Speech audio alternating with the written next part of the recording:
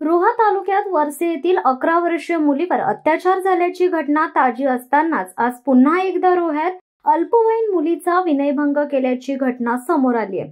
सुलतान पानसरे असे आरोपीचे नाव असून त्याला बेड्या ठोकण्यात आल्यात। आरोपीचे सिद्धार्थनगर धाविड रोड येथे रेशन धान्याचे दुकान आहे। पीडित मुलगी अल्पवयीन असल्याचे माहित असून सुद्धा तिला आधार कार्ड लिंक करण्याच्या कारणाने दुकानात बोलावून मोबाईल मधील अश्लील रील्स दाखवून तिच्या मनात लज्जा उत्पन्न होईल अशा प्रकारे शरीरास हात लावून विनयभंग केला। सदर बाबतीत पीडितेची आई आरोपी सुलतान पानसरे यास जाब विचारण्यास गेली असता आरोपीने त्यांना दमदाटी करून हाकलून दिले। यानंतर मुलीच्या आईने थेट पोलीस ठाणे गाठून आरोपी विरोधात तक्रार दिली। याबाबत पीडित मुलीच्या आईच्या तक्रारीवरून रोहा पोलीस ठाण्यात आरोपी सुलतान पानसरे याच्या विरोधात विनयभंग व पॉस्को अंतर्गत गुन्हा दाखल करण्यात आला असून आरोपीला अटक करण्यात आली आहे। या घटनेचा पोलीस निरीक्षक मारुती पाटील अधिक तपास करीत आहेत। शिवसत्ता टाइम्ससाठी अक्षय जाधव सह दीप वायडेकर, रोहा।